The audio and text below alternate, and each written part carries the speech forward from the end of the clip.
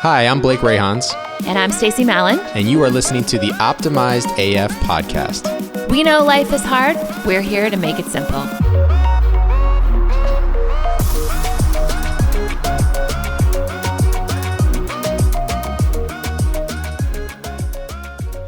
Hey there, everybody. Welcome to the Optimized AF podcast, season 2, episode 1. We are in 2021. This is Blake. And this is Stacie. And we're excited, as always, to be here. Really excited about launching into season 2. We did some planning in December, which we hope is reflected in the content that you're going to start to hear in season 2 and thematically where we're going with this show. And we're going to be integrating more guests and more external content to the show, really to try to deliver some more value to you guys as listeners and get you more integrated into the process. And some of our goals are really to, again, just try to connect more people in the world to one another in how do you optimize very specific elements of your life. And we are going to probably migrate a little bit towards the professional, but all of that being said, there is no more separation of personal and professional. There never really has been, as we've said before. And if there are tiny human voices in the background, Blake's kids are here today because they're joining us. There is no such thing as sacred professional space any longer, which I'm grateful for. And I think I said to Blake when we were talking about his kiddos being here, I think this is a true reflection of 2021. Absolutely. So I think it's apropos that your children are here today. Oh, 100%. And yeah, to bring it full circle, if you're just joining us for the first time, we highly encourage you to go back, listen to season 1. But just as a quick recap, we want to make the complex simple. We want to help people really optimize professionally, personally, different aspects of their lives. And in season 1, we really, towards the tail end of 2020, we kind of leaned in pretty heavily on habits and routines and behaviors and how to then, at the end of the year, put the planning in place to set goals of how you were going to springboard 2021 into the year that you want to have. And so, when you think about how this typically happens for people, and I'm going to take the goals and I'm going to interchange it with the New Year's resolutions. And for a lot of people, it's the same thing. This is what I want this new year to be for me. And then it usually encompasses some sort of a goal. By and large, those things fail for people. They wane over time. Sometimes it takes a few weeks. Sometimes it's a few hours. Hey, I'm in 2021. I'm not going to drink anymore. And then somebody pops the champagne. 3 hours later. Yeah, exactly. It's all out the window. So we're really sort of leaning into how do we transition from that tail end of season 1 and really setting those goals that if you're listening from season 1, you have those hopefully in front of you. You've set a plan in place and you're now looking at how do I attack the goals that I've put down on paper to make sure that I succeed at those. And that's what we want to get into in this first episode. And the first guest we're going to have, we are having on an expert in optimization. So we're excited for the episode 3 and 4, but most probably will be someone who is become a friend for me, but also someone that I'm really believe in what he's creating and what he's doing. And we may have he provided some supplements to us, and today Blake and I are highly focused. And I think when you think about how do we get greater traction in 2021, 2020 was the year of great distraction in every possible way. And I think, and I don't mean to minimize it like in a negative sort of way. In fact, I have my aunt is currently has COVID and is in ICU. I'm going to say that we're still facing incredible challenges as just as humans right now, regardless of where you are. And we changed our New Year's plans. We were going to go to California, and they're being dramatically both economically affected, but their numbers are really high. So as we are in 2021, it's nothing, as Blake and I said, nothing changed on January 1st. We are still in a state of unknown. We're still in a state of being unsure of how the integration is going to happen between work and life. And Blake's son is at the door right now. Buddy. So like a perfect cue, like his mini me comes knocking on the door.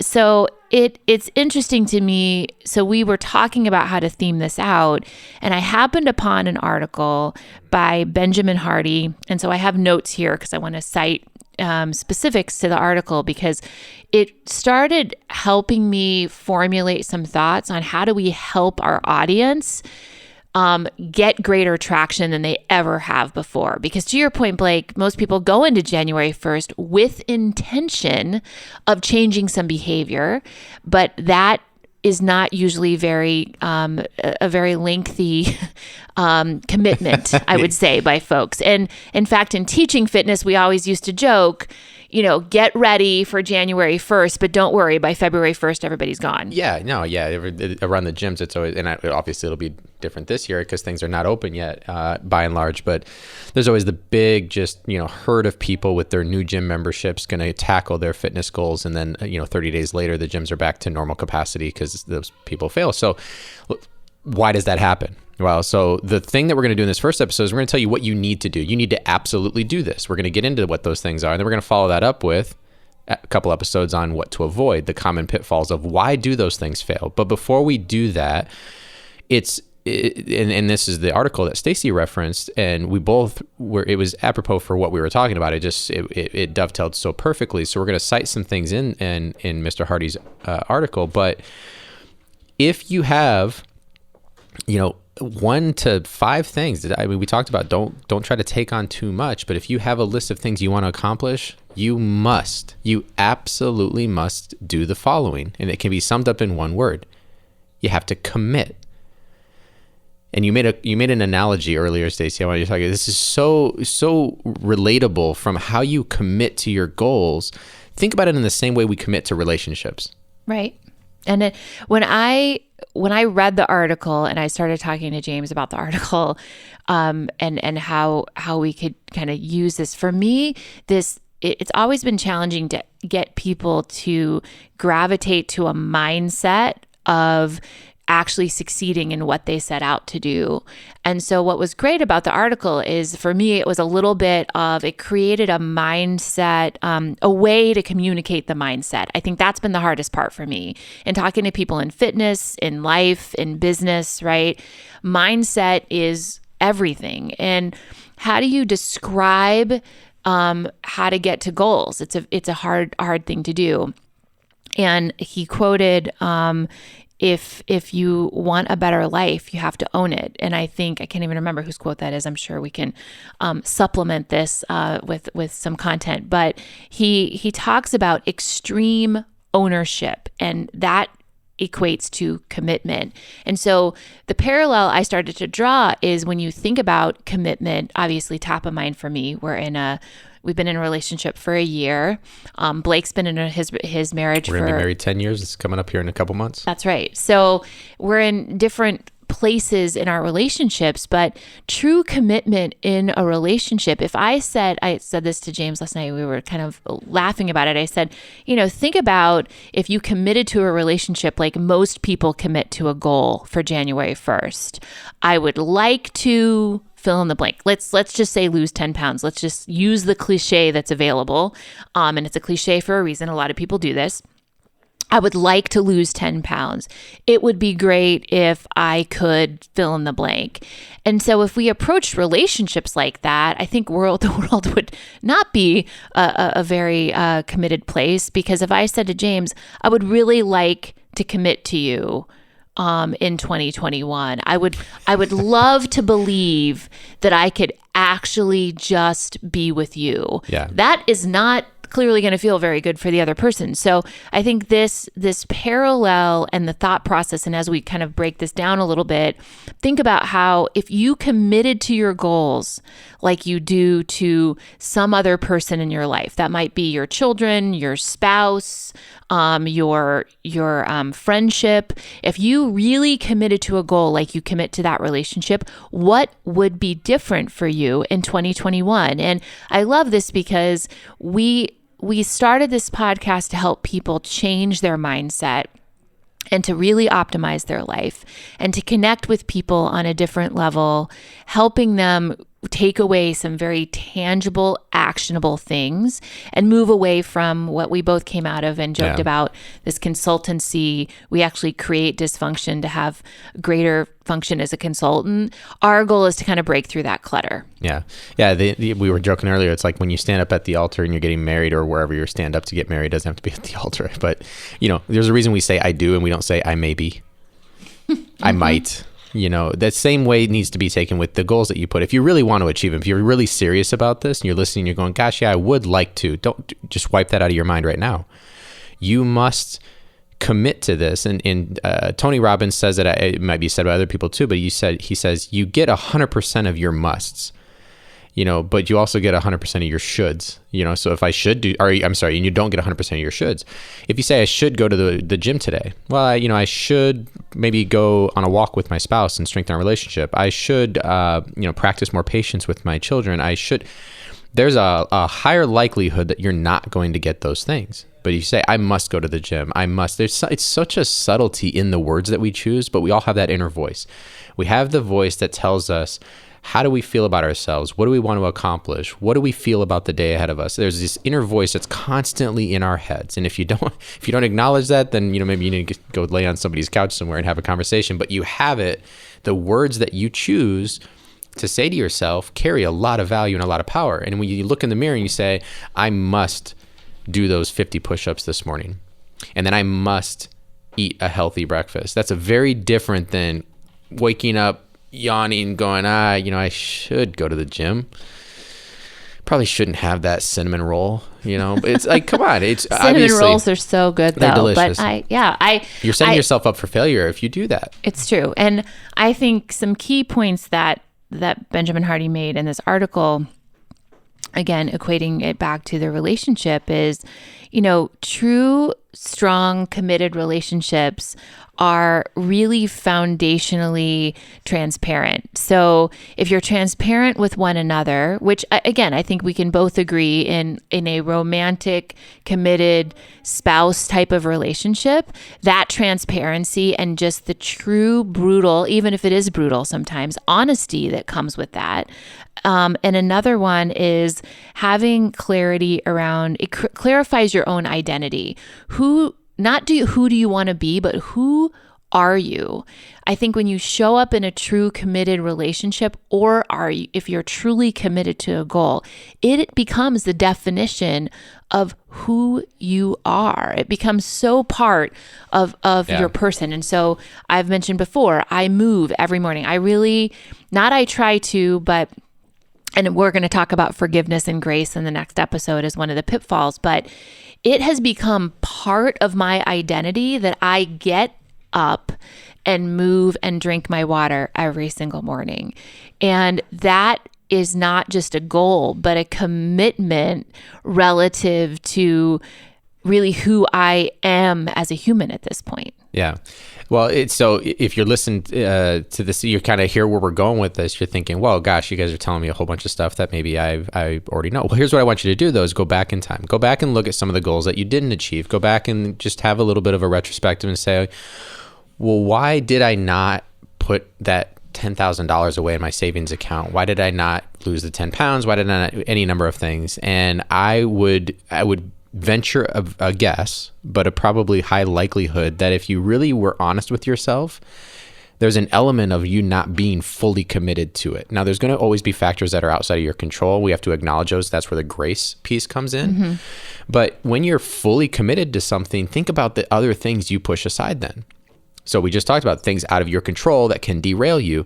If you're fully committed to something, a lot of times you have your defenses up, that you don't let those things come in. You don't let the distraction and you don't let that other thing take you away. If you've got a commitment for, we'll use the fitness one or the health one, I'm going to lose that 10 pounds. You don't let the influence of your social circle come in on a Friday night and say, let's go, eat burritos and nachos and have a 6-pack of beer. You don't do it. You're fully committed to the goal in front of you.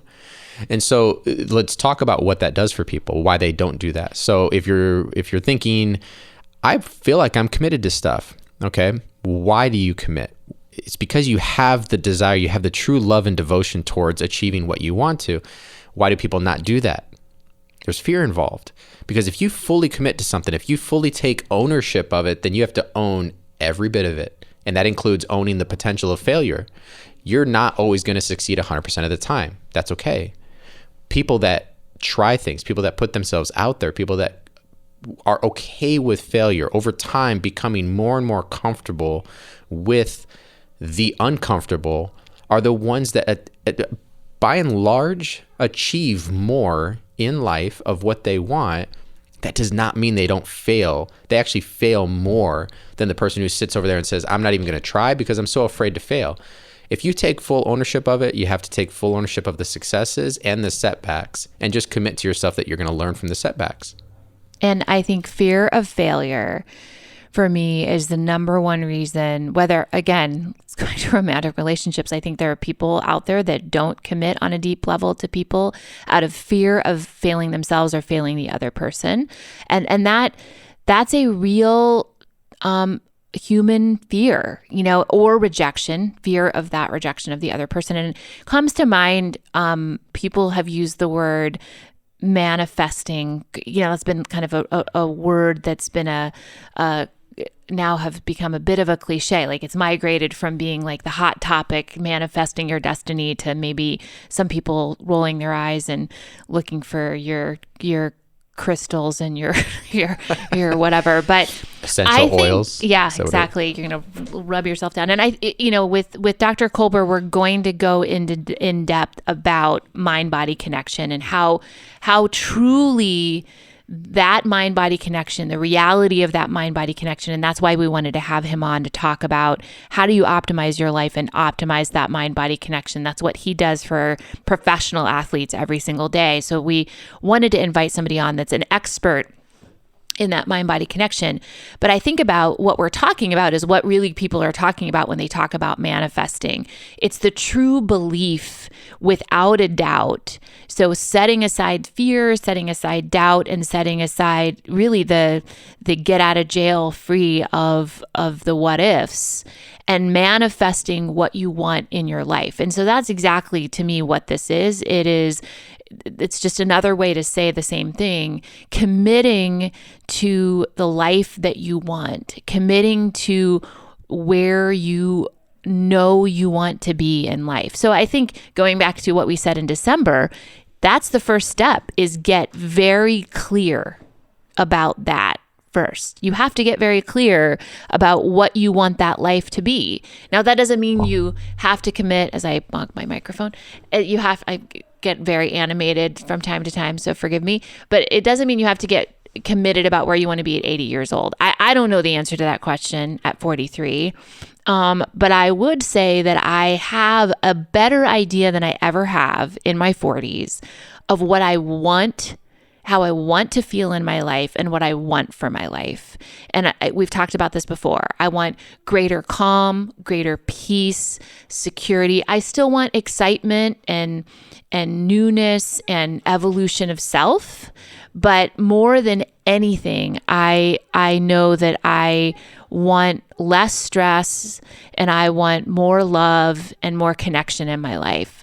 And I wasn't clear about that in my 20s. There was all this internal conflict of success and financial success, right? All of that internal conflict. And then you have babies, and then all that shit goes up in the air, and you're like, now I have this tiny human that's depending upon me.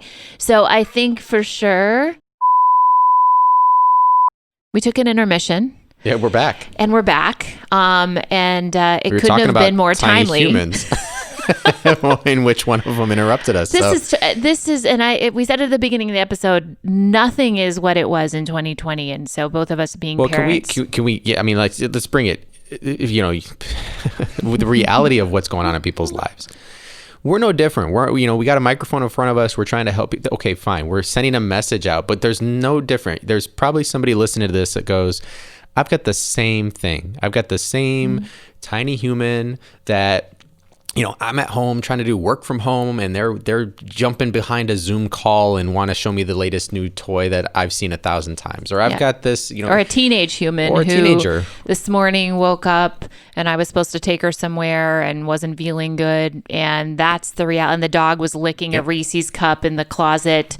So then I'm freaking out about the dog. This is our lives. Well, and so here how does this relate to people when you're thinking about tackling goals in 2021? You have to understand that there's going to be shit that comes up. There's going to be stuff that's going to completely derail you or seem like it's going to. And that's where the topic of commitment becomes so much more of an emphasis that you need to put on these goals. Because if you're already wishy-washy, if you're already sort of 1 foot in, I'm 1 foot out, I'd really like to do this thing, but I don't. As soon as one of those things derails you, as soon as one of those things comes in and is a little bit of a distraction or an obstacle that makes it that much more difficult to do the thing you want to do, it's going to open the door to easy street, which is to give up, postpone, put it off for a little bit, and then it's going to be so much harder to get the momentum back going. So you when you've got the list, hopefully you did. If you didn't, go back and listen to the last 3 episodes of season 1. You've got the list of goals that you want to attack. We talked about how to do those, laying them out in the pillars of life that you want to improve. You got to look at those goals and ask yourself, which of these am I really committed to? And this goes into the goal setting process. Why am I fully committed to it? What am I really doing this for? What is my internal flame that no matter what happens is not going to be extinguished? This is something I'm so committed to doing. I think one of the things, and we're not going to go deep into this, you're going to get into some of the pitfalls and things and how to overcome them in the next couple episodes, but one that in this article we referenced with Mr. Hardy is that, this article led me to another one, but it talked about that the goal is not your own. And I had to stop and think about that for a little bit, because I thought, how many times do we set goals because somebody else did that? My neighbor did it. It seems like everybody around me is doing it, but it's not really yours to own. And you talk about commitment and ownership. If you don't really feel like it's your goal, like, oh, well, it's New Year's, everybody wants to lose 10 pounds. Maybe I should. What if you're at your ideal body weight? What if you don't need to lose it? What if you're maybe if you're 10 pounds overweight, but you're like, I'm really happy and I'm comfortable with those 10 pounds. And medically, my doctor doesn't have a problem with it and all these, then why the hell do you have a goal to lose the 10 pounds? You have to really ask yourself that. That's a personal, internal conversation of, is this my goal? But here's the thing is, when you actually answer that question, you are on your way to commitment at that point. When you really look at it and you say, yes, this is mine, you have to, in order to say yes, you've got to really go through the thought process of what goes into this. Why do I want it? What are my motivating factors? What's the value that I'm going to gain from this? All of that is a snowball that leads you to being fully committed into doing it. And then you just got to set forth an action plan. Yeah. And it brings to mind the commitment that Blake and I made to each other in this podcast. Our lives have radically changed in the last year. We both were full-time employed by a company. We both lost that employment due to a variety of circumstances, obviously, that everybody experienced. We formed this podcast out of a passion to have really a positive light in our own life. And I would say that for me, every time I come in studio, we say this all the time, every time I come in studio, it re-solidifies something for me in my life. And so the commitment that Blake and I made to each other, to Nick as our producer, to our audience, to the people that follow the podcast, but more for the future audience, I think we do believe, and we've heard feedback from people, that this has helped people start to make traction in certain aspects of their life. That our goal of giving you something very simple to take away. This article, great example. It's beautifully written. There's a lot of elements, but how do you focus on the one thing? And I think in thinking about, the elements that he talks about, transparency, clarifies your identity, requires you to improve, enhances motivation, and increases faith. The last one for me, whether it's a personal relationship and knowing in my relationship with James that we can conquer anything. I have a knowingness that I've never had in my whole life, understanding and knowing that we will accomplish what we want for our life, for our beautiful life. But for Blake and I, we have had a connection that I think neither of us necessarily thought was going to be the case, that from a professional level, both of us having partnerships in the past that weren't equal, that there was, an imbalance of work, an imbalance of power, not the trust, right? And now we have a professional relationship with one another that there's ebb and flow, and I just started a new role a couple of months ago. So Blake started picking up more of the heavy lifting on the back half of the year. And I will do the same for him, because that is the partnership that we've committed to. But greater than that, committing to our audience that when we sat down in December to start planning for the new season, making the commitment to enrich the content in a way that would be even more valuable. So that for me is the, to summarize for this episode, the commitment that you make is really transforms how you show up. And so I think as you think about the goals that we talked about in late 2020, how do you take those things into 2021 and actually achieve them? The name of the game is commitment. Absolutely. Yeah. So wrapping up this first one, again, a kind of a introductory back into season 2. We're so happy that you guys are back here with us. We've given you hopefully just a couple of things to think about. There's not a real formal action step in this episode that you might think a very tangible thing to take with you. There's not a tip or a trick or anything. It's a request in my mind. It's a request from Stacie and I that you take a look at your goals and you make a commitment to yourself that you're going to be fully in on achieving those. There's a lot of factors that play into that, but you need to walk away from this episode with the kind of an analysis of the goals that you set in front of yourself. Again, if you haven't done that yet, go back, do it, come back to this episode, and then fully commit. Make that commitment. I'm a big fan of writing that stuff down too. Make a commitment statement. Write down what that means to you. I commit to doing this for the following reasons. My accountability is XYZ. That's a great exercise to do as well. And in the episodes to come, we're going to talk about some pitfalls that you need to avoid, how to overcome them if you find yourself in that rut. We're going to bring on some great guests. You talked about the optimization coach and Dr. J. We're going to drop that here in a few weeks. And we're also going to, in this season, really look at optimizing a couple of areas in your life that impacted essentially all of us in a big way in 2020. Yeah. And I don't think anybody's really immune to career-wise, right, or health-wise. You were impacted in a way that you probably never foresaw coming, and it threw you for a loop. And then there's an opportunity now to get those things really back on track. You took the words right out of my mouth. And I one thing I would say is, selfishly, if you can commit to nothing else, Blake and I would ask that you commit to listen to the podcast more, because I do believe that the content we're going to bring you over the next season will tangibly assist you in living your very, very, very best life. And so if you can commit to nothing else for self-transformation, commit to just digesting some content. Maybe you don't choose us, but we would selfishly ask that you choose us because we do have a strong desire to connect with more people. But commit to really self-improvement through consuming something. And I think that just, again, to shift your mindset. Every time I do this episode, or I go back and listen to an episode, that if we're doing edits, it's a good reminder to live my best life. And I think everyone right now and for all time could use that message. 100%. I completely agree. So thank you all for coming back for season 2. We look forward to bringing you more content over the next several months and into the new year. Talk to you soon. Bye. Hey guys, thanks for listening to our show. You can find Blake and I on social media channels at Blake Rayhans and at Stacie Mallon. Be sure to follow Optimized AF on Instagram and rate and subscribe to this podcast on iTunes. See you next time.